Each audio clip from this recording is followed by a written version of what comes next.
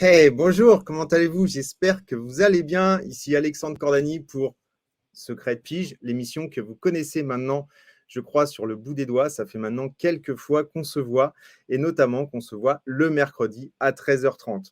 Aujourd'hui, j'ai l'honneur de recevoir une amie, que dis-je, une sœur de cœur, une sœur d'âme qui s'appelle Karina Fejoero, Fejoero, et qui est juste une personne formidable. Vous savez, d'habitude, je vous présente en fait des personnes qui sont vraiment liées à l'immobilier. Et là, ça fait maintenant 2 fois, entre Justina et Karina cette fois-ci, que je vous présente en fait des personnes qui sont chères à mon cœur et des personnes qui vraiment, vraiment vont pouvoir vous aider, vous apporter de nouvelles choses au niveau de votre métier de conseiller immobilier. On va parler d'ailleurs aujourd'hui de la vente, bien évidemment. Et le thème, ça sera vendre sans perdre son âme. Quelque chose de vraiment très, très intéressant pour beaucoup de conseillers. Et je sais que ça va vous parler et je sais que ça vous parle. Je vous retrouve tout de suite après le générique dans quelques secondes. À tout de suite.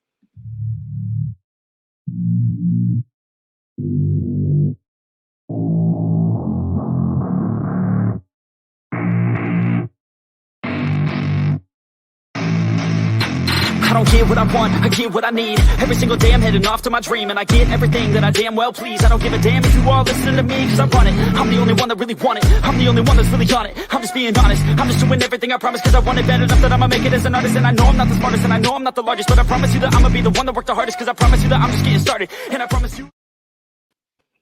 Hello, Hello Alex, comment tu vas? ça va super bien. Ça va Qu'est-ce que je super suis bien. content de te recevoir. Merci. Et moi Ça, donc. ça fait maintenant quelques années qu'on se connaît, Karina. Et Mhm. d'ailleurs, tu avais fait un post là-dessus. Et moi, la première fois que je t'ai vu, je t'ai dit, mais on se connaît, on s'est déjà vu, c'est pas possible. Il y a quelque chose qui s'est passé entre nous. Et c'est vrai que depuis, on se lâche plus. On se lâche plus parce que tu es une femme extraordinaire. Ah, Et, merci.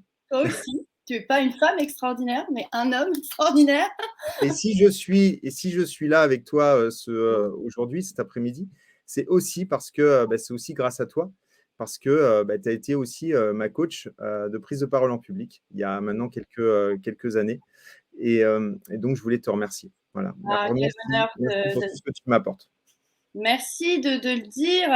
J'avoue que je ne m'attendais pas trop à ce que tu en parles en fait, mais c'est d'autant plus un honneur d'être dans cette émission parce que je sais d'où ça vient, quoi, cette transmission que tu fais là actuellement avec cette magnifique chaîne. Et donc, je suis évidemment ton évolution. Bonjour tout le monde, merci pour vos commentaires.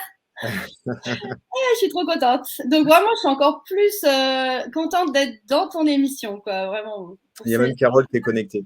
pour ce parcours qu'on a. Coucou Carole, pour ce parcours on a cheminé en fait. Et c'est rigolo de voir où est-ce que ça en est maintenant, quoi. Hello Pascal.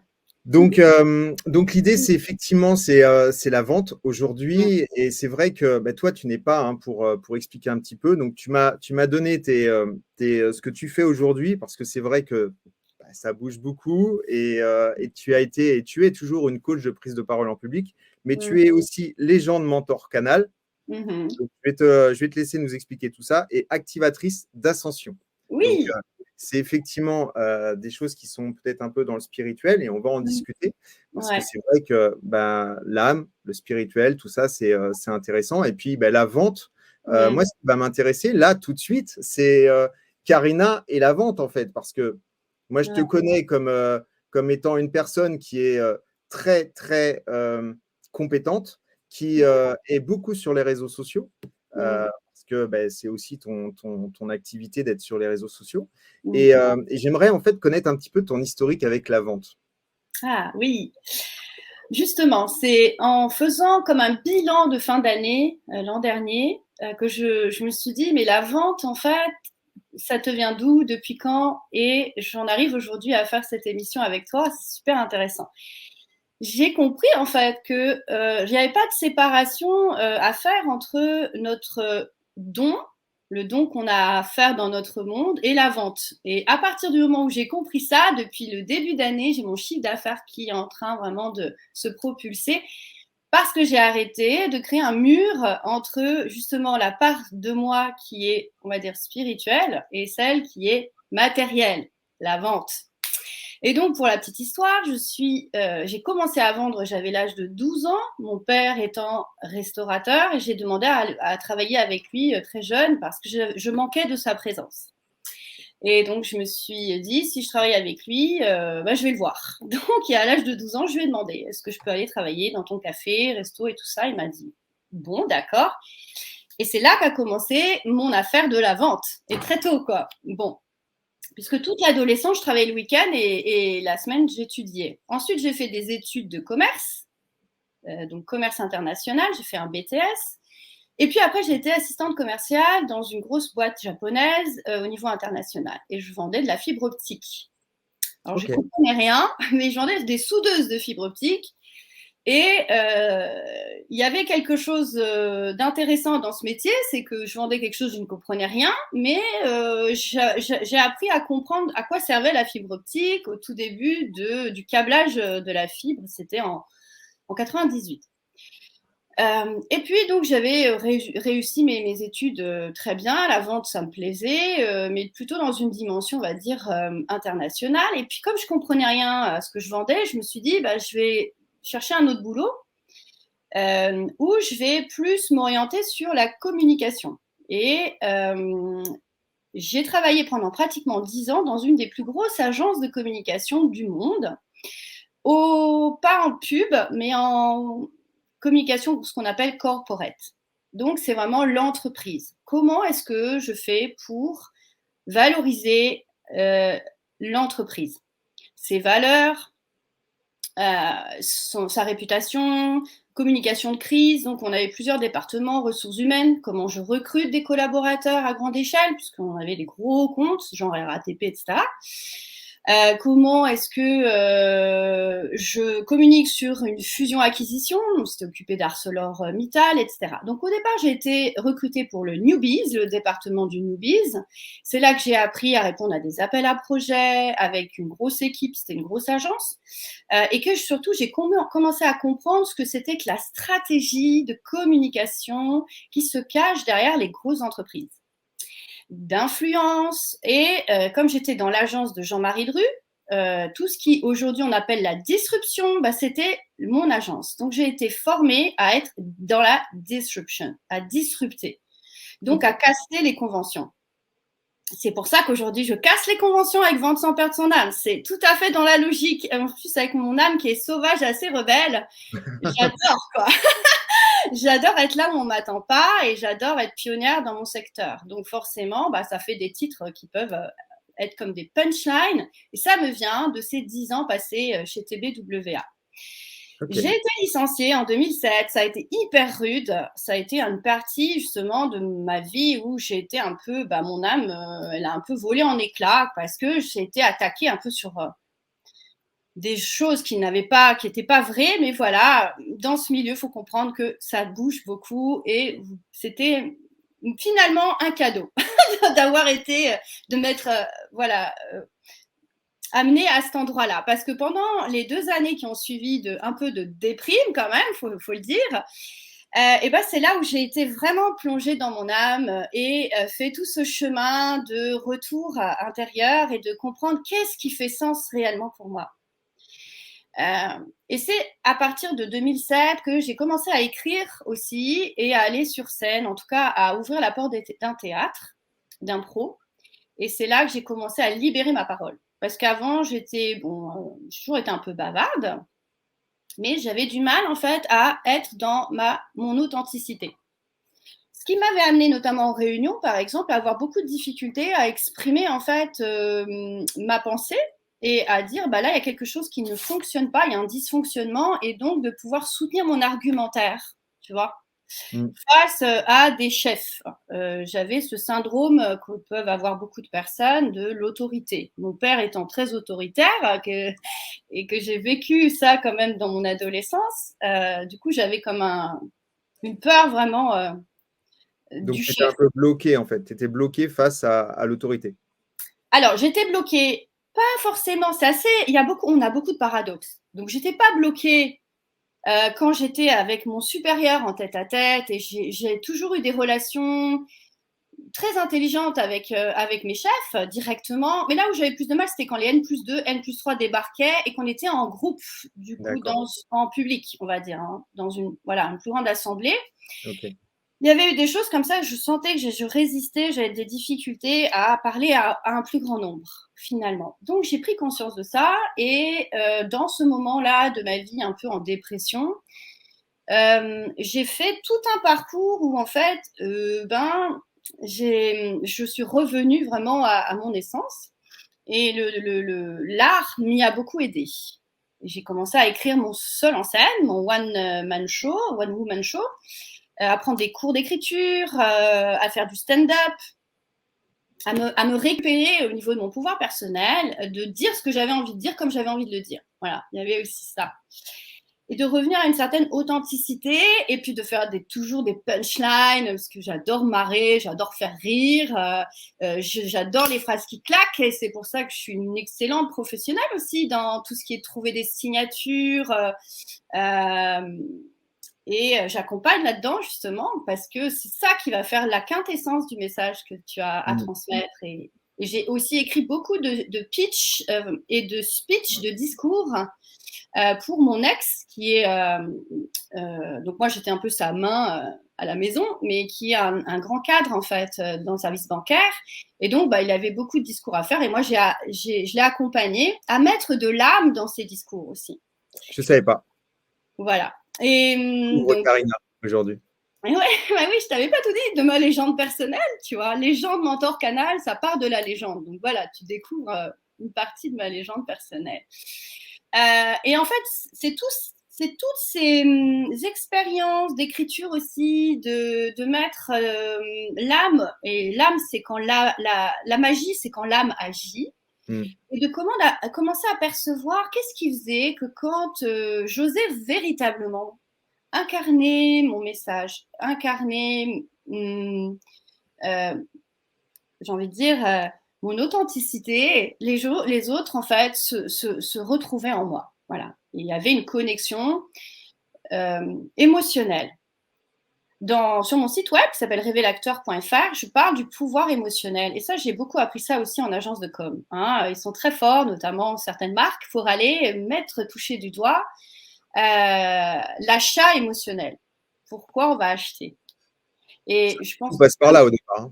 C'est ça. Et un des pionniers, notamment au niveau du traitement de l'émotion, de l'image, et avoir même créé des publicités qui soient des histoires, c'est Apple, quoi. Voilà, eux, ils ont vraiment créé une marque d'âme. Et c'est une famille d'âme. Et quand on est usager d'Apple, on revient plus en arrière, quoi. Il y a une fidélité et c'est ça qu'on veut. En tout cas, moi, c'est ça que je veux pour mes clients et puis pour mon business aujourd'hui. Voilà. C'est comme s'il y avait, excuse-moi, c'est comme s'il y avait finalement une connexion d'âme à âme. Ça veut dire que en fait, les gens qui sont finalement tes clients pourraient te comprendre finalement sans que tu puisses leur parler réellement. Et finalement, il y a comme quelque chose qui se crée, une connexion intemporelle. Tout à fait. C'est intemporel et ça n'a pas de distance. Et c'est pour ça que aujourd'hui, personnellement, je me forme beaucoup, notamment, alors je vais dire le gros mot, hein, mais à la physique quantique, à toute cette dimension en fait de l'énergie et de la vibration et de la fréquence et de la haute fréquence vibratoire. Parce qu'en plus, au-delà d'être aujourd'hui experte en formation, pitch, etc., c'est surtout le fait d'avoir incarné en tant que comédienne la fréquence vibratoire de l'émotion. Qu'est-ce qu'elle génère ? Si tu es dans la tristesse, la joie, etc. Donc, avoir cette flexibilité à l'intérieur de soi. Et surtout, une des choses que j'ai le plus apprises en prenant mes cours de théâtre et dans une grande école aussi, hein, j'ai 1000 vies, donc voilà, c'est l'écoute. Un bon acteur, c'est d'abord quelqu'un qui met tout son corps au service de l'écoute de son partenaire. Et c'est ça un bon vendeur, pour moi. C'est vraiment celui qui est en empathie avec son client. Et donc, il est en capacité de savoir, même avant lui, ce dont il a besoin. Mais bon, Il ne va pas le dire forcément, mais il a une telle expérience de pouvoir plonger finalement dans l'état émotionnel. Par exemple, quand mes clients traversent une période de deuil et ça se retrouve dans la vente d'un bien immobilier, eh bien, il faut savoir que nos clients, à ce moment-là, ils vivent une période de leur vie très challengeante, très particulière, et que la vente, elle ne va pas se passer d'un point de vue technique, entre guillemets, les mètres carrés, les machins. Non, c'est comprendre qu'est-ce que notre client il est en train de traverser et juste être sur cette fréquence. Et là, ensuite, la vente va se faire autrement, en fait. Je ne sais pas si je suis claire, mais… Si tu es clair, tu parles de fréquence vibratoire. Et donc, tu parles d'émotion. Donc, il y a un rapport entre l'émotion et la fréquence vibratoire. Tout à fait. Comment finalement, parce que tout ça, ça paraît tellement un peu, pas surnaturel, mais quelque chose qui n'est pas physique, tu vois, tout à fait, on peut pas invisible. toucher. Comment aujourd'hui on peut finalement atteindre cette fréquence vibratoire grâce à l'empathie, donc à l'écoute, donc être en empathie avec la personne, savoir écouter de manière proactive, au-delà des mots, je suppose. Oui. Et derrière, comment finalement réussir à créer finalement cette connexion avec la personne? Alors, très très bonne question. Et moi, j'ai eu des allers-retours pour justement me rendre compte que quand j'étais pas dans cette zone intérieure, mes ventes n'étaient pas les mêmes, mais surtout, concrètement, les clients aussi avec lesquels je travaillais n'avaient pas les mêmes attentes. Ils étaient plus en mode tu vas me sauver quelque part que je suis puissant et je viens juste me calibrer à toi parce que énergétiquement, tu vas m'aider aussi. Et en fait, tout revient à l'intérieur de soi. Notre corps est un récepteur et nous sommes des émetteurs-récepteurs. C'est physique. Si tu mets les doigts dans la prise, tu le sais que tu es récepteur-émetteur. Donc, tu veux une preuve, tu mets les doigts dans la prise. Je peux te dire que tu le sais direct. Je sais ce qu'il y a 2 jours, j'ai mis mes doigts dans la prise. Je me suis pris un coup de jus. Et là, je me suis rappelé, oui, c'est vrai, tu es vraiment en train d'expérimenter ce que c'est qu'être émetteur-récepteur. Donc, si tu considères que tu es un récepteur, un émetteur, eh ben, tu vas te mettre en état, en fait, de faire monter consciemment ton énergie de la terre, donc la prise terre, jusqu'au ciel. En passant par les différentes, on va dire, étapes de ton corps d'un point de vue conscience, c'est-à-dire tu peux ancrer, parfois on a besoin de s'ancrer, c'est-à-dire de vraiment sentir qu'on est dans le factuel, justement. Les chiffres, le machin, le truc, la structure et tout ça, ça c'est l'ancrage. Donc quand on va venir vers toi, on va sentir que tu es quelqu'un de structuré. On va pas se dire, oh là là, elle est perchée. Non, il y a une sécurité en fait, quand tu es vraiment ancré, qui rassure. Donc ça passe par juste la conscience et un travail tout simplement qui est très rapide. Tu peux faire un espèce de douche intérieure en 10 minutes par jour pour juste te dire, ok, ma vibration, là, en ce moment, elle est comment? Ah, je me sens un peu, je sais pas, je suis un peu tristounée. Tu fais ta douche intérieure et tu remets les choses en place. Donc, la haute fréquence vibratoire, elle vient du cœur. Je rejoins Justina, parce que je l'ai écoutée la semaine dernière, que c'est ce que j'appelle le cœurisme, le charisme du cœur. Il y a des études scientifiques, et c'est ça, moi, qui me mène aujourd'hui à porter force cette vision, ce message, c'est qu'heureusement que nous avons des scientifiques qui viennent corroborer ce que l'on sait depuis toujours, que même, j'ai envie de dire, dans les textes sacrés, on nous transmet, qu'il y a une quête de sens dans la vie, et que le cœur, on n'entend bien qu'avec le cœur, c'est le Petit Prince qui vous le dit. Donc, c'est à cet endroit-là qu'on sait aujourd'hui, il y a des scientifiques qui s'amusent avec leurs électrodes, je sais pas quoi, à aller justement quantifier les vibrations énergétiques des organes. Et c'est pas le cerveau qui envoie les plus grandes ondes énergétiques, c'est le cœur.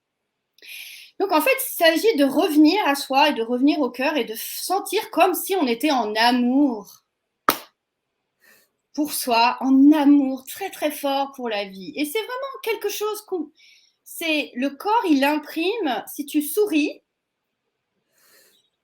tu fais ça, ce travail. Il y a le yoga du rire qui existe par exemple. C'est exactement ça. C'est OK. Je suis dans un état émotionnel qui me met en basse énergie. Je suis responsable d'augmenter mon taux vibratoire. Je suis responsable d'augmenter mon énergie. Et donc, je mets mes mains sur mon cœur. Et puis, je peux avoir un petit rituel, voilà, de mantra. Chacun va chercher ce dont il a besoin. Je peux faire du tapping aussi, le FT par exemple, pour ancrer des nouvelles pensées dans notre subconscient. Mais surtout, le plus important, c'est de se relier vraiment à sa vibration d'amour de soi, d'amour de la vie, de se dire c'est formidable, je me lève, j'ai une nouvelle vie qui démarre, etc. Voilà. Quand j'ai été professeure à l'ISCOM, là aussi, parmi mes cheminements, j'ai été enseignante à l'ISCOM pendant 4 ans, je crois. J'ai enseigné la communication orale. Donc, l'ISCOM, c'est une école d'études supérieures de com. Aux 3e année, qui venaient des DUT, etc. Donc, ils y arrivaient dans les études supérieures. Et en fait, tu dois, en tant qu'enseignant, choisir ton axe de travail. Et moi, j'ai décidé, comme c'est ma spécialité aussi, de travailler sur le pitch. Je leur ai proposé, en fait, de choisir d'incarner l'un des 6 personnages qui recevaient un grand prix dans leur vie. Prix Nobel, ou ils gagnaient les JO, par exemple, une distinction forte, ou alors ils se présentaient à la présidentielle. Voilà, quelque chose où, en fait, on veut sentir une vision et on veut vraiment une âme, sentir l'âme. Ce travail-là les a tellement mis dans un voyage émotionnel personnel. Certains résistaient, ils disaient, mais attendez, parce qu'en fait, évidemment, l'âme, c'est dans quelque chose qui part de soi, mais aussi de notre histoire. Donc, je savais qu'en proposant, déjà, il y en avait, c'était, oui, ils recevaient les Césars ou Oscars, enfin voilà. Ils devaient, par exemple, ceux qui recevaient l'Oscar, réfléchir au film. Quel était le film? Ils devaient écrire le pitch du film. Et c'était quoi leur rôle là-dedans? Puisque, bon, j'écris rêver l'acteur, donc il y a une notion d'incarner les messages pour que ton corps, en fait, mon travail, c'est de faire prendre conscience que notre corps vibre ce que l'on veut être. Ces jeunes, mon intention, c'était qu'ils ressentent leur grande dimension, le message fort qu'ils voulaient transmettre à leurs camarades, mais aussi en tant que citoyens. C'est quoi leur cause? Et là, on les voyait se révéler et tous se mettaient à chialer. C'était des cours absolument dingues. Et d'ailleurs, j'ai plein d'élèves qui ont terminé leur cursus et qui me disent, mais merci madame, il y a eu des coming out, mais vraiment, des coming out sur la sexualité. Il y a eu des choses, mais même rien que d'en parler, j'en ai encore des frissons. C'est ça aussi l'âme. Quand on est dans la vibration vraiment de notre cœur, on a des frissons. On commence à développer nos capacités extrasensorielles. Et on les a tous. Seulement, on n'est pas branché dessus, donc on n'en tient pas compte. Concrètement, dans la vente, quand on est face à un client, on reçoit des messages inconscients, d'inconscient à inconscient. Mais si on n'y prête pas attention, on passe à côté. Et on passe à côté de la vente, du coup, à mon sens. Ouais. Et l'idée, c'est donc, ça se fait par un travail, donc un travail intérieur, Oui. ce que tu es en train de dire. Donc, c'est vraiment se recentrer, bien ancré au sol, mais se recentrer sur soi, donc plusieurs minutes par jour, de manière à finalement développer toutes ces, peut-être cette intuition, ce message, en fait, ce message qu'on pourrait recevoir et faire la différence finalement entre l'intuition et le message du cerveau qui n'est pas forcément voilà, le message mental. Donc ça, c'est un travail qu'on doit faire de tous les jours. Oui, l'idée, c'est ça. En fait, c'est pour moi, je suis quelqu'un qui aime être efficace, court pour un max de résultats. Donc 10 minutes par jour pour avoir un chiffre d'affaires qui explose, c'est quand même pas, ça me semble pas délirant. C'est génial. C'est clair. Faut savoir que j'ai quand même aussi payé des grands mentors qui m'enseignent ça, des milliers d'euros. Donc en fait, l'idée c'est de retransmettre ce en quoi j'ai investi, que j'ai expérimenté et j'ai vu. Bien ça sûr. fonctionne. Il y a le pouvoir de l'intuition dans ce travail et le pouvoir de l'intention. Quelle est mon intention dans ma haute fréquence vibratoire? Quelle est mon intention? C'est quoi? mon intention au travers de ce que je fais.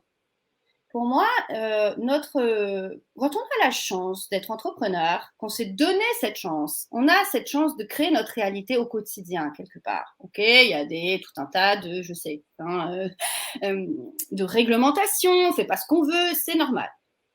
Mais quand même, on a décidé de prendre cette voie-là. Et Dieu sait si pour moi, ça n'a pas été quelque chose d'immédiat. Juste de me dire que j'étais business girl, par exemple, et encore de le dire, c'est tout nouveau, d'assumer ça. J'ai été présidente de club de capoeira. Je veux dire, j'ai eu des progressions pour assumer petit à petit mon leadership. Et c'est ce qui fait que mes clients d'âme ressentent ça. Mes clients et mes clientes se disent, OK, c'est une artiste, parce que je suis artiste, mais elle sait aussi ce que c'est que du coup de pouvoir vendre sans perdre son âme. Je veux dire, c'est plus ça le terme. Donc, l'intention est très importante. C'est quoi notre intention? Et je considère mon travail comme chaque chose que je crée, c'est une œuvre pour moi. Voilà. Donc, mes relations avec mes clients, c'est une œuvre au quotidien, dans tout ce que je fais. Ouais. Dis-moi. Nathalie dit créer sa réalité. Donc, c'est beaucoup de visualisation. Il faut se visualiser. Oui. Tu as plusieurs choses. De manière finalement à ce que ça se crée dans la réalité. C'est plus que visualiser, c'est vibrer. D'accord. Parce que visualiser, ça peut être très mental et tu mets une distance entre ton corps, tes émotions et ta visualisation. Tu comprends? Par exemple, je visualise que j'ai une super maison avec une piscine parce que c'est mon rêve. Ok, j'ai mon travail de visualisation, je vois l'image, parfait. Mais ça sera tellement beaucoup plus puissant d'amener la vibration, d'incarner en fait l'expérience. Qu'est-ce que je vis dans cette maison? Là, on est dans le fait d'aligner en fait ta vibration à un futur qui est en train de se créer à l'avance pour toi. Et là, je rentre dans le quantique. Mais c'est comme ta vibration, elle envoie cette fréquence-là. Et ben, du coup, tu te diriges. Et j'ai envie de dire, le futur qui t'attend arrive à toi. Dans le quantique, le temps n'existe pas. Donc bon, voilà, je vous laisse aller regarder un peu plus près tout ça, mais c'est vraiment cette idée, quand on travaille par exemple en pitch, c'est ça aussi un des grosses prises de conscience avec mes clients, même avec mes élèves, c'était de dire, ben voilà, tu veux porter quoi comme message au monde? Et tu veux être devant quoi? Une foule de personnes? Tu veux être conférencier? Ok, on va faire la conférence maintenant. C'est maintenant que tu vas déjà l'incarner. Oui, mais je ne sais pas ce que je vais dire, ce que je vais raconter, En fait, ce que tu vas raconter, c'est la quintessence de qui tu es. Et après, ça va évoluer. Mais il faut déjà partir de maintenant. En fait, notre âme, en fait, elle sait à l'avance tout, sauf que souvent on part du mental qui lui part d'une connaissance du passé. Ok, donc vraiment incarner finalement ce qu'on souhaite avoir, c'est-à-dire le vivre, vraiment ne pas simplement le visualiser, mais se voir à l'intérieur. Donc ça veut dire que l'incarner, ça s'appelle Karina, incarner, c'est incarner, quoi. C'est vraiment. C'est-à-dire que les conseillers immobiliers qui veulent par exemple réussir une vente, il faut qu'ils la vivent, qu'ils vivent cette. Il la répète avant, comme un acteur. Comme un acteur. Là, pour préparer mon rendez-vous avec toi, j'ai passé 2 heures à répéter et à dire, ok, ça je dis, non, ça j'ai pas envie. Ça je dis, oui, pourquoi? Parce que c'est important. Parce que c'est ça que je veux que les gens retiennent de mon message. Et aussi de ma vibration. Et aussi de ma poésie, de ma vision. C'est ça l'âme. L'âme, c'est poétique aussi. La partie de notre âme, elle est dans des fréquences de poésie. Je n'ai pas d'autres termes. Donc oui, répétez vos entretiens, vos rendez-vous, votre rencontre. Dites-vous que aussi, chaque moment où vous prenez un téléphone, c'est une occasion de rencontre, vraiment. Pas je fais mon travail, je prends. Non, vous allez à la rencontre de quelqu'un. Il va le sentir tout de suite que vous êtes là vraiment pour le rencontrer, pas pour lui vendre quelque chose. Juste, ok, je te rencontre. Hier, j'ai rencontré quelqu'un qui va peut-être avoir une grande influence sur justement mon futur. Mais j'y allais pas en me disant, oui, j'attends ça de toi. Pas du tout. Je me suis dit, je vais me capter à lui, on va se connecter, on va voir s'il y a une rencontre. Et il y a eu une vraie rencontre, de fait. Super. Autre chose. Ouais, c'est chouette. J'adore. Ça aussi, c'est dans le travail de l'acteur. Parce qu'en fait, ce qu'il faut comprendre, un acteur, qu'est-ce qu'il fait? Il répète 50 000 fois, même je ne sais pas combien de fois, la même réplique. Un argumentaire de vente, c'est la méthode. Ok, argumentaire de vente, je répète la réplique. Et ben à chaque fois, il faut que ce soit comme si c'est comme si c'était la première fois, en fait. Ne jamais se dire que la scène, tu l'as déjà jouée, parce qu'en fait, tu vas la rejouer avec quelqu'un de nouveau. Et même si c'est le même partenaire, mais en tout cas, ton intention, elle est super importante au départ. Ton intention, mon intention dans mon travail, c'est de servir mes clients. C'est pas de leur vendre quelque chose, tu vois? Oui, c'est de servir. Alors, l'intention, ça peut être de servir tes clients, ça peut être aussi en prospection justement téléphonique, ça peut être de faire de nouvelles rencontres, c'est ce que tu disais. C'est Oui, l'occasion de faire de nouvelles rencontres, de discuter avec des gens, de communiquer avec des gens et d'en savoir plus finalement. tout à fait. De s'apporter de nouvelles connaissances et de leur apporter de nouvelles connaissances. Et pourquoi pas de nouvelles rencontres. Tout à fait. Parce qu'en fait, moi, je pars du principe qu'on a nos connaissances. Tu as les tiennes, j'ai les miennes. J'ai mon expertise, mais notre client, il a aussi son champ d'expertise qui d'ailleurs pourra lui donner envie de te la partager. J'en sais rien. Lui, l'autre fois, j'ai acheté une voiture. Il m'a demandé, mais vous faites quoi dans la vie? Peut-être on peut se dire c'est indiscret, mais pas du tout en fait. C'est aussi pour comprendre c'est quoi son univers. Voilà, c'est quoi son univers à lui. Dans quoi on match en fait. Parce qu'on a forcément un endroit où on est connecté, on se rencontre. Pascal dit c'est être détaché du résultat. Très bien. Donc, jamais aucune pression. Et oui, ça, c'est important. C'est vrai que c'est important d'être détaché du résultat parce que aujourd'hui, finalement, ce qui importe, c'est, comme tu le dis, c'est la rencontre, en fait. Oui, parce qu'en fait, une vraie rencontre, ça marque. Quand on sort d'un rendez-vous et on me dit, et c'est tout le temps le cas, ah là là, j'ai vraiment fait une belle rencontre. Je sais que quoi qu'il arrive, ça va donner quelque chose plus tard. Je ne sais pas quoi, mais je vous assure, la vie, elle est assez incroyable. C'est assez fou, quoi. On se dit, mais là, hier, j'ai rencontré quelqu'un parce que j'ai fait une rencontre il y a 4 mois et j'étais vraiment authentique dans un stage d'acteur, justement. Et elle m'a dit, mais toi, j'ai trop envie d'échanger avec toi, de discuter. On a déjeuné. Et puis, elle m'avait promis la rencontre que j'ai faite hier. Ça n'avait pas pu se faire à ce moment-là. Et en fait, c'était tant mieux parce que je n'étais pas prête. Il faut comprendre qu'aussi, parfois, il y a des moments où on se dit ah, ouais, je veux ça, mais en fait, il y a quelque chose en nous qui résiste, qui n'est pas encore tout à fait prêt à la rencontre. Ça, c'est intéressant, je pense. Ouais. Ça permet de patienter parfois. Quand on se dit oh là là, c'est rude, c'est raide, les fins du mois sont plus difficiles. Et de se dire ok, pourquoi je fais ça? C'est quoi mon sens là-dedans? Et ok, on se détend, quoi. On se détend, on continue dans les actions avec toujours l'intention. Ouais. Se mettre la pression est ressenti par le client. Je mets l'interconnexion spirituelle avec le client avant l'aspect commercial et les clients me le disent souvent. Génial, Pascal. Je t'en prie, vas-y, forme un maximum de personnes à ton approche. C'est génial. J'aime bien le spirituel entre guillemets. Oui, le spirituel, c'est un gros mot encore parfois parce que bon. C'est pour ça qu'il est entre guillemets. C'est parce que c'est un gros mot encore parfois. C'est ça. Alors que le spirituel, c'est quoi? C'est l'esprit qui rentre dans la matière. C'est tout. L'esprit, c'est quoi? C'est une idée qui est là et qui attend que quelqu'un l'incarne. Bon, bah voilà. Si on met ça dessus, on se détend un peu quand même. Je pense. C'est un peu l'idée. L'idée, c'est de se dire, ok, le spirituel, oui, je comprends. On était dans une vague de matérialisme à outrance et on voit où ça nous a amenés. On sait parfaitement que le nouveau monde est à créer et on doit commencer sérieusement à mettre le pied dedans. Donc le nouveau monde, c'est quoi? C'est que le matériel vraiment rencontre le spirituel. Et c'est tous les enseignements que j'entends et que je suis. Je peux vous donner des noms. Il y a Philippe Guillemont, que j'adore, qui est un physicien qui est extraordinaire, un physicien quantique, qui est expert en intelligence artificielle. Et c'est ça que j'adore dans son parcours, que j'écoute déjà depuis 3 ans. et qui est en train de faire un pont entre la physique, donc matériel, et le spirituel. Et son dernier ouvrage s'appelle Le grand virage de l'humanité.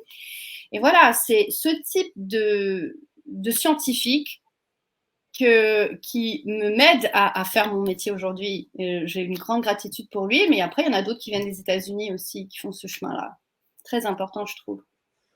Tu parles de spirituel, tu parles d'âme, tu parles du coup de clients de cœur, donc d'âme à âme. Donc ça veut dire qu'en gros, aujourd'hui, un conseiller immobilier aura plus tendance à choisir ses clients avec lesquels il a envie de travailler. Ça va se ressentir sur sa communication, sur sa façon d'être dans les réseaux sociaux, de se comporter. Comment aujourd'hui, finalement, on peut considérer que on va plaire à tel client plutôt que tel client? Comment il y a des gens qui sont attachés à l'émission Secret de Pige et d'autres qui n'y sont pas. C'est quoi? Qu'est-ce qui fait ce choix, cette force et c'est pas qu'un détail en fait, c'est plus que ça. Très bonne question.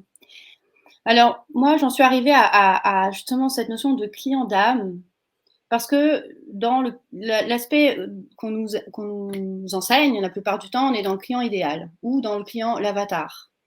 Pour moi, l'avatar ou client idéal, bon, avatar, on est vraiment dans la science-fiction. Donc là, je suis un peu barrée, mais là, c'était too much pour moi, donc j'arrivais pas du tout à rentrer là-dedans. Même après, on a mis avatar émotionnel, super. Bon, les mots ont leur importance. Et puis, client idéal, ça me sonnait comme un mensonge, genre le mec idéal, quoi. Le mec idéal, il n'existe pas, quoi. C'est aussi un mensonge, tu vois. À partir du moment où je me suis détachée de cette notion de client idéal, pourquoi? Parce qu'en fait, client idéal, il fallait que ça coche des cases. Alors oui, tu comprends, ouais, il est comme ci, il est comme Ouais, ça. les yeux bleus, qu'ils soient grands, plutôt bruns. Voilà, tout ce truc que tu te fais comme vraiment, vraiment d'un point de vue physique, voilà, il fallait que ça ressemble à ça.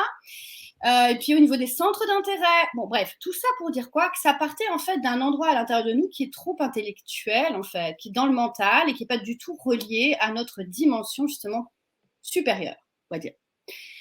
Où en fait, dans cet endroit-là, tout est possible et on peut du coup effectivement être beaucoup plus connecté à cette chose qui finalement est invisible, qui est l'amour. L'amour, ça ne se voit pas, je veux dire, c'est vraiment bien le truc le plus fou qui peut nous tomber dessus du jour au lendemain.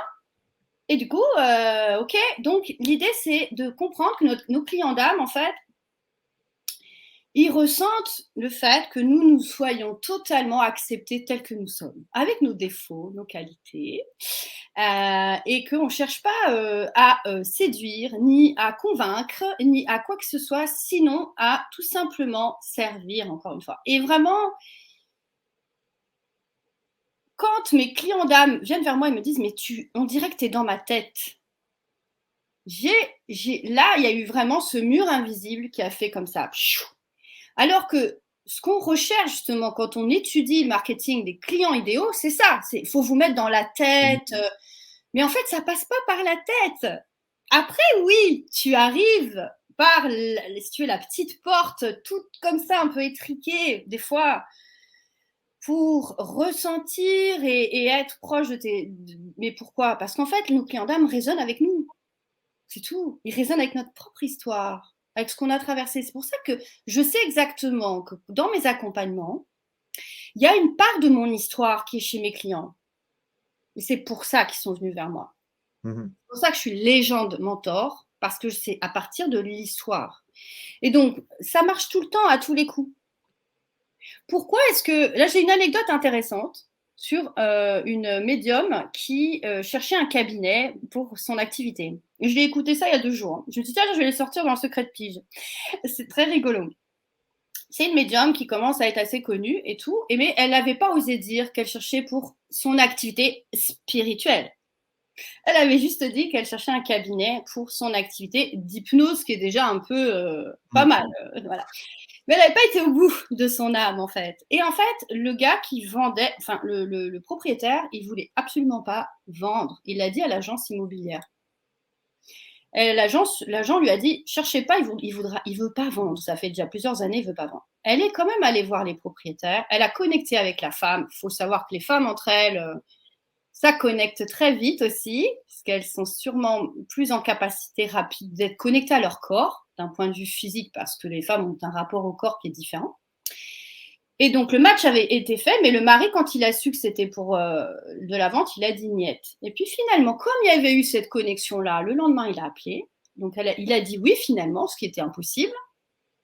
Et après, quelques mois plus tard, il passe devant le cabinet et il voit les livres de médiumnité de la dame, là. Il rentre, il dit, mais c'est vous qui avez écrit ça? Elle dit, elle nous disait, je savais pas comment j'allais lui raconter qu'en fait, j'avais un peu menti sur l'objet de mon activité. Et il lui a dit, mais vous savez, ma cousine est médium. En gros, l'information est passée de façon inconsciente. Qu'en fait, il y avait quelque chose qui les reliait, qui était puissant, parce que c'est pas quoi. Et du coup, il était content finalement. Donc, Voilà. ça veut dire que du coup, lorsqu'on parle de client idéal, donc il faut mieux parler de client d'âme. Et c'est pas forcément, par exemple, un couple entre 35 et 42 ans. Ça peut être tout autre chose finalement. Ça va être une personne, peut-être pas un couple, mais une personne qui va matcher aussi avec le lieu. Ça, on n'a pas encore parlé parce que voilà, mais les lieux ont une âme. C'est l'espace en fait. Quel environnement aussi propose le lieu et le style de vie. Bon voilà.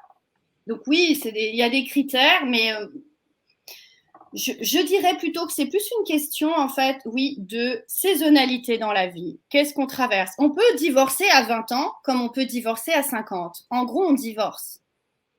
On traverse souvent les mêmes difficultés. Tu comprends? Donc oui, l'âge n'a pas d'importance. Ce qui compte, c'est par quoi est en train de passer nos clients. Tu peux être licencié encore une fois à 30 ans comme à 60 ans. Ok, il y a des choses qui sont pas, tu vas pas vivre de la même façon, hein, c'est certain. Mais quand même, l'expérience commune, elle est là. C'est un chemin de vie. C'est un chemin de vie et c'est ce que j'appellerais une saison. Voilà, tu vis tel type de cycle aussi peut-être. Voilà, ou après d'expérience. Ok. Donc il faut être du coup plus authentique, beaucoup plus authentique que ça dans les messages qu'on peut laisser passer sur les réseaux sociaux, de manière à pouvoir finalement non pas être que le client il soit intéressé par un logo, par une façon de parler ou par le message, mais plus par finalement, ça sera quand même un message, mais plus par rapport à une histoire. Oui, d'autant plus que aujourd'hui, il faut savoir que on est extrêmement sollicité, c'est clair, pour l'attention et quelque chose que tous les publicitaires s'arrachent. Ils s'arrachent notre attention. Bien sûr. Donc des messages qui sont trop téléguidés, ça passe plus. Ensuite, on est tous formés en tant que spectateurs à développer en fait justement notre lucidité ou extra-lucidité, c'est-à-dire notre capacité à savoir si on nous ment. On n'en peut plus aussi des discours mensongers. Je rentrerai pas dans les détails, mais quand même. Donc, on a développé une critique, un sens de la critique. Et qui fait que on va pas s'attarder à écouter quelqu'un maintenant, que ce soit dans un film ou que ce soit un vendeur, s'il nous raconte la même sauce à tout le monde, quoi, en gros. Donc, oui, c'est des histoires. Toi, tu es actuellement locataire, tu recherches, je crois à un moment donné, tu recherchais de l'immobilier, Ouais. si je me rappelle bien. Tu étais attiré par quoi, en fait, sur une annonce, sur une vidéo, sur un espace YouTube ou Facebook, sur les réseaux sociaux? Tu étais attiré par quoi en premier? Alors, en premier, c'était plus les annonces des particuliers, non pas pour des questions financières, mais plus pour l'authenticité de la rencontre, justement, avec la personne qui vit dans les lieux. Ok. Même si elle a un biais cognitif et un biais, parce qu'elle est attachée à son espace et elle ne va pas être très objective. Mais c'était ça qui m'intéressait, c'était d'aller à la rencontre de la personne qui vivait, de l'âme qui était déjà dedans, tu vois. Donc il y avait ça, premièrement. Après, quand j'ai poussé plus loin, bon, évidemment, tu as aussi des agents immobiliers. Et donc j'ai fait l'expérience d'avoir aussi vendu mon ancienne maison justement au moment où je me suis séparée. J'ai vu la différence justement dans la considération de ce que j'étais en train de traverser et de vivre. Et la délicatesse est une puissante qualité, je trouve, pour un vendeur à développer. Et la délicatesse, ça s'apprend. Peut-être, je ne sais pas, mais en tout cas, c'est important de la cultiver. Comment tu la ressens, cette délicatesse? Elle va être dans une posture et dans le sens où l'écoute, encore une fois, on a développé nos capacités de réception. Donc, c'est plus en position basse, on va appeler ça en communication. Et puis, c'est subtil, hein, mais laisser passer la personne avant, c'est des petits détails, voilà, dans la visite, allez-y. Et savoir se retirer au bon moment aussi, ne pas toujours être sur la personne. Comme quand on rentre dans un magasin pour acheter des chaussures, moi j'en peux plus de ces vendeuses qui sont sur nous comme ça. Non, on est grand, on peut aussi avoir le temps d'aller nous-mêmes explorer l'espace. Pour moi, ça fait partie de la délicatesse. Donc, donner plus d'espace à la personne. Oui. Savoir donner plus d'espace. Oui, voilà, concrètement. En fait, c'est faire confiance à notre client. Plus, je pense aussi, dans le fait de vendre sans perdre son âme, c'est de se dire que c'est pas parce qu'on a un produit, un super truc, un machin fantastique, etc., que on doit l'asphyxier, en fait. Faut que lui laisser le temps d'infuser le lieu, par exemple, notre présence. La délicatesse, c'est aussi le fait de ressentir son corps comme un instrument, en fait, voilà, qui est là comme pour diffuser quelque chose de délicat. C'est encore une fois une intention. Et pas être avec nos gros sabots et puis faire montrer que c'est moi le cow-boy, c'est moi qui connais, et vas-y, je connais mon métier, vous comprenez. Moi, l'autre fois, je suis allée acheter une voiture, là, dernièrement. Le gars qui vendait, le concessionnaire, ça c'est un exemple, il nous a un petit peu, moi j'étais en mode artiste, mon chéri avec son fauteuil roulant, on se marrait tous les deux parce qu'on se marre, et il nous a vu, il s'est dit, alors eux c'est des artistes, je vais y aller, je vais encore plus faire le show. Et là je me suis dit, mais qu'est-ce que c'est? C'était un pingouin ou je sais pas, un canard, il se transformait, son visage prenait des mimiques. Tu dis, mais gars, reviens reviens à qui tu es, c'est ok, t'as pas besoin de trop en faire, en fait. C'est ça qui est pas facile. Souvent, on se travestit un petit peu, j'ai l'impression. Ouais, c'est vrai qu'il y a beaucoup de commerciaux qui veulent peut-être tout manger, peut-être correspondre à tout le monde, peut-être se dire que plus ils vont réussir à se travestir, comme tu l'as dit, même si c'est quand même entre guillemets pour moi, mais en tout cas, essayer finalement de ressembler à tout le monde. Or, c'est compliqué de ressembler à tout le monde. C'est très, très compliqué. Et souvent, moi, j'ai ces personnes qui viennent me voir et qui me disent, mais moi, je ne suis pas un requin, en fait. Je ne suis pas là pour manger tout le monde, ou je ne suis pas là pour ne pas laisser la place à l'autre, en fait. C'est pas moi, je ne suis pas comme ça. Et moi, ça me ressemble beaucoup. Tu me connais, Karina, je ne suis pas du tout aussi comme ça. Tout à fait. Et c'est vrai que ton discours est très parlant. Ton discours est très parlant parce que laisser la place à l'autre, parce que peut-être jouer des silences pour mieux interpréter, pour mieux comprendre finalement la personne qu'on a en face, c'est très, très bien. Tout Il y à a, fait. il y a des écoles de vente qui disent qu'il faut pas de silence, en fait. Il faut toujours être là, il faut toujours parler.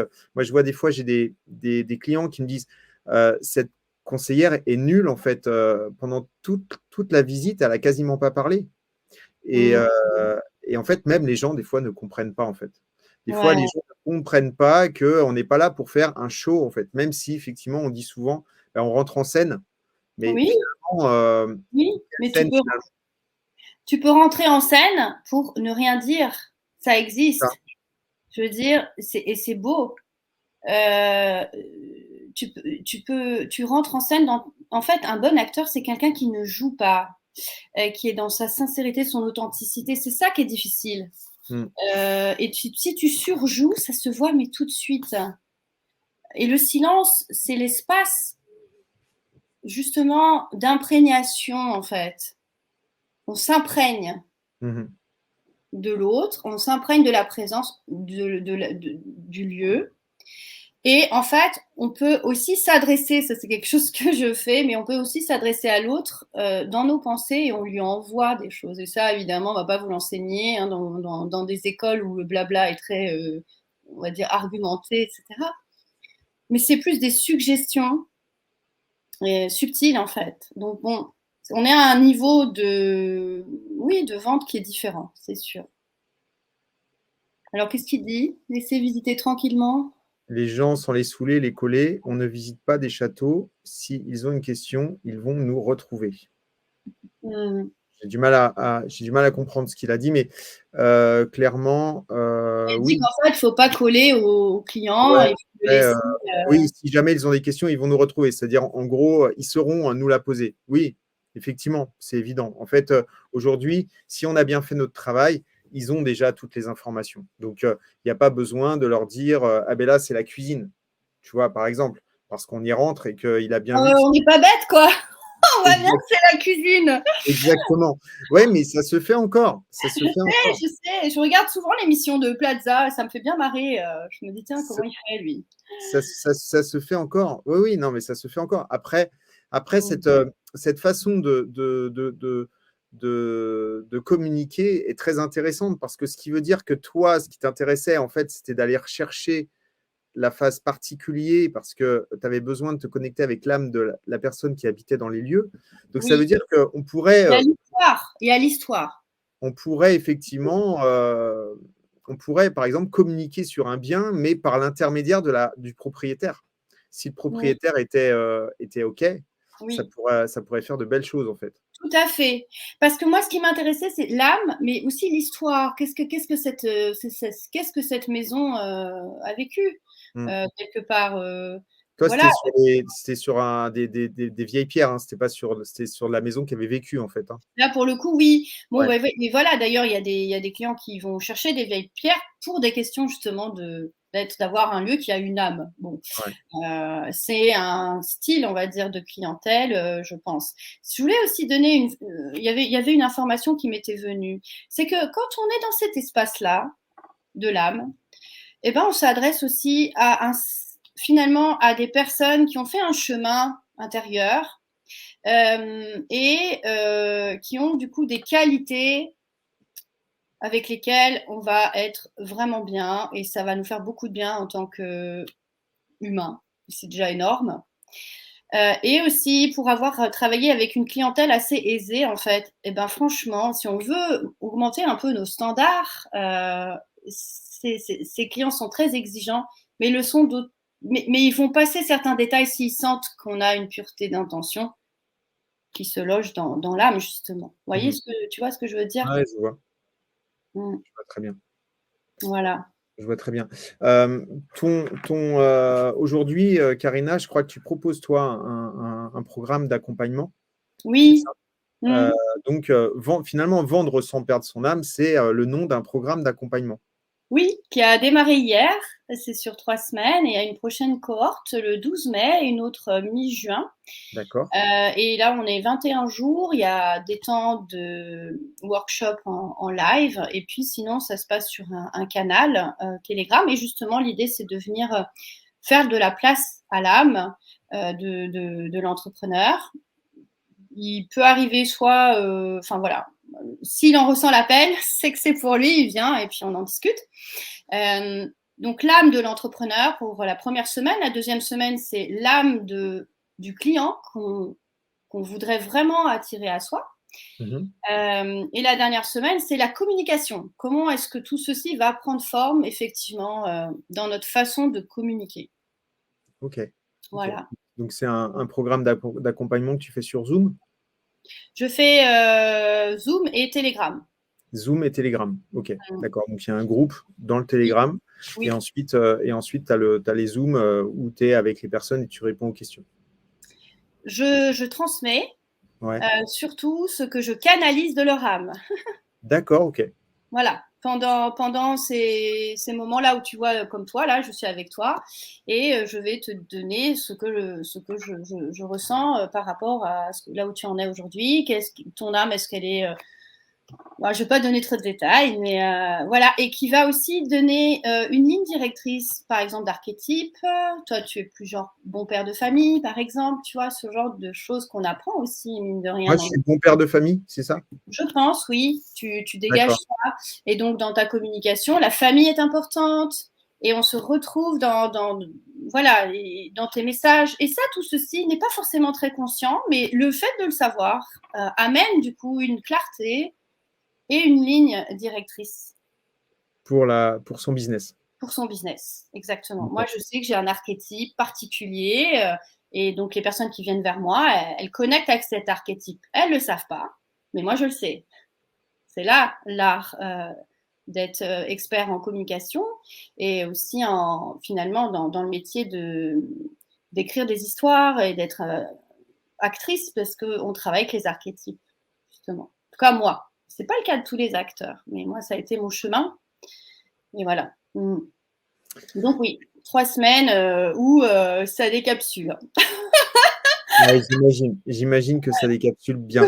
Ouais, c'est génial. Il se passe des synchronicités ensuite, c'est-à-dire qu'on reçoit des messages dans la vie réelle que l'âme est en train d'être activée ou en tout cas d'être guidée. Elle revient pour nous guider. Donc, c'est une attention spécifique, mais moi, je suis vraiment là pour faire en sorte que l'esprit s'incarne dans la matière en étant super bien aligné. Et là, on est bien, quoi. On n'a pas à trop en faire. Et Dieu sait si j'ai cette tendance à forcer les choses. Parce que je suis assez volontaire. Mais je fais en sorte que cette énergie-là, qui est très masculine en moi, qui permet d'être dirigeante, mais que je la dirige et qu'elle ne vienne pas me polluer pour me dire là, il faut que tu fasses un poste parce que stratégiquement, waouh, je dis calme, tu es à mes ordres. C'est mon âme qui décide et ensuite, oui, ça se fait. Et c'est ce qui me donne des très beaux résultats dans le sens où je suis mon intuition. Et parfois, c'est un peu à contre-courant. De moi-même même. Parfois, je me dis, mais comment ça, je vais faire ça? Mon Dieu, les activations d'ascension de début d'année, c'était, mais comment je vais faire ça? Je vais quoi? Canaliser des messages, les envoyer en audio?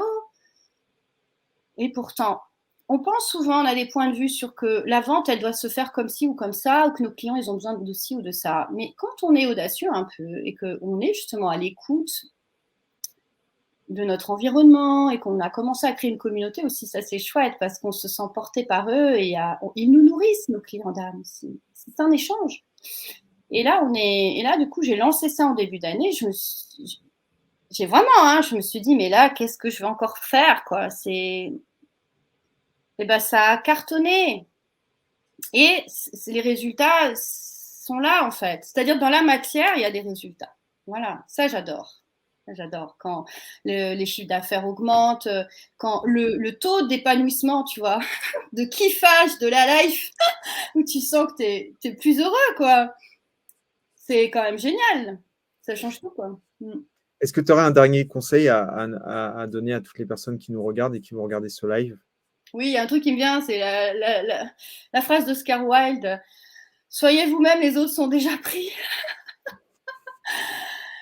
On est multidimensionnel, c'est ça que je voudrais dire, c'est que arrêtons de vouloir nous mettre dans une seule et unique case. J'aurais pas pu faire ce live si j'avais pas eu cette pluralité d'expériences, si je n'étais pas un peu perdue aussi parfois. Je me suis un peu perdue dans mon âme justement, et parce qu'elle avait besoin de guérir aussi. Il y a aussi ça. J'en ai pas parlé là pendant ce live, mais il y a aussi tout un processus de guérison qui se fait. Et donc pour en arriver à cette conclusion, en fait. Donc, si toi, tu es passionné ou si tu as plein de choses qui viennent donner encore plus de densité à ta proposition commerciale, bah, fais en sorte qu'on le sache subtilement. Tu n'es pas obligé d'y aller avec tes gros sabots, mais ça peut être dans ta story qu'on voit que, je ne sais rien, tu joues un morceau de piano, par exemple. J'ai une de mes clientes là que j'ai eu en activation. Pour elle, le business, c'était pas se montrer qu'elle faisait du piano et qu'elle chante. Et en fait, elle n'osait pas chanter. Mais quand tu entends la voix d'une personne qui est juste extraordinaire, tu entends plein de choses derrière la voix. Bien sûr. Et ça développe en fait notre confiance en nous. Et donc notre voix, ma voix personnellement, elle a beaucoup changé aussi. C'est des choses que j'ai comprises. Parce que quand on se stabilise et qu'on guérit certaines choses, notre voix a des fréquences et on n'est pas pareil quand on est blessé et quand on est encore dans des blessures de plein de choses. Et du coup, notre voix, par exemple, elle va descendre un peu comme ça en fin de phrase, où on va presque s'excuser, en fait, de parler, par exemple, quand on est avec le client. Il y a quelque chose en nous qui va venir auto-saboter ce qu'on fait. Et la voix est quand même pratiquement, je crois que c'est 34% de la communication non verbale. Donc, un deuxième conseil, si vous avez une chose à travailler en priorité, c'est votre voix. Parce que j'avais lu ton bouquin que tu m'avais conseillé vendre, je ne sais plus c'est quel nom, le titre du gars, où il parle des intonations, notamment. Jordan Belfort. Jordan Belfort. Il y a tout un chapitre sur les intonations, tu m'avais envoyé ça et je me suis dit, oui, c'est vrai, c'est intéressant. C'est vrai. Ouais, on en avait parlé ensemble. Oui, tout à fait. D'ailleurs, ce dont je t'avais parlé, c'est toujours d'actualité. Hein. Oui, c'est vrai. Tout à fait. Et je pense qu'on va le faire. C'est une belle proposition effectivement, de bien ajuster sa voix. La voix est un axe de travail, je trouve, très concret. Et un conseil, c'est quand on est une femme, évitons de parler avec le nez en hauteur comme ça, parce qu'en fait, c'est horrible. Au bout d'un moment, ça nous fatigue tous la tête. Et quand j'étais professeure, j'ai dû apprendre l'autorité. Avec aussi animatrice avec des enfants, à redescendre, vraiment redescendre. Donc, tout ça, finalement, la vente, je pense que c'est aussi redescendre. On redescend de notre piédestal d'expert, on redescend un peu de notre présence pour pas être trop sur l'autre.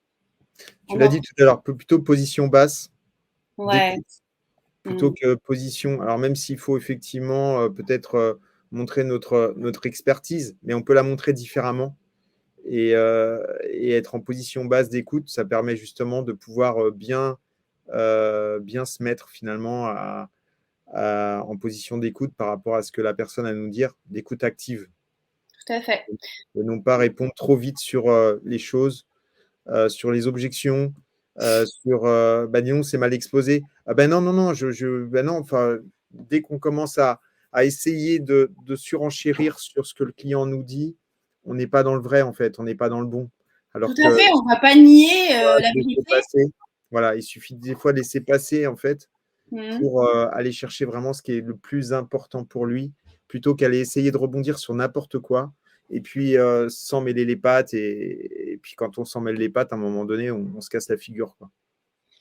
Oui, c'est la technique de se dire qu'il vaut mieux mettre en lumière les points forts que d'essayer de rehausser les points faibles. Les points faibles, ils sont là. Donc, c'est pareil pour l'humain. Allons voir plutôt les points forts, notre zone de génie, là où on sait qu'on est bien avec soi.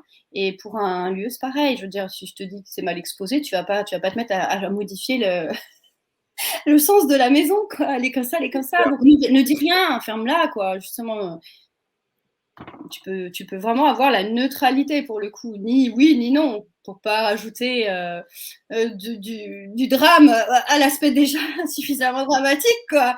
Mais être dans la neutralité, voilà. Super. Ben, merci beaucoup, Karina. Avec grand plaisir. Merci pour ton invitation. J'ai passé un super moment. C'était un vrai plaisir de t'avoir dans cette émission. Merci infiniment. Tu sais que tu comptes beaucoup pour moi. Mais donc, pareil. toutes les personnes qui ont pu rencontrer aujourd'hui cette belle âme qui est Karina. Vous pouvez bien évidemment vous connecter à Karina sur les réseaux sociaux et justement de pouvoir je réponds à Messenger, voir ce qu'elle a à vous proposer, s'il y a des choses à proposer, si vous sentez effectivement qu'il y a quelque chose il y a une connexion qui peut arriver, et ben allez-y parce que Karina est vraiment extraordinaire. Merci, que d'honneur. Merci, je suis honorée et encore plus parce que vraiment j'adore. J'adore ta trajectoire, ce que tu es en train d'amener dans ton secteur. C'est admirable. Merci beaucoup. Merci beaucoup. Tu restes connecté. Je te revois 2 minutes après la fin du générique. Merci. À tous, je vous dis passez une bonne après-midi, une excellente fin de semaine. Et je vous retrouve très vite pour un prochain Secret de Pige. À bientôt. Au revoir. Salut ma belle.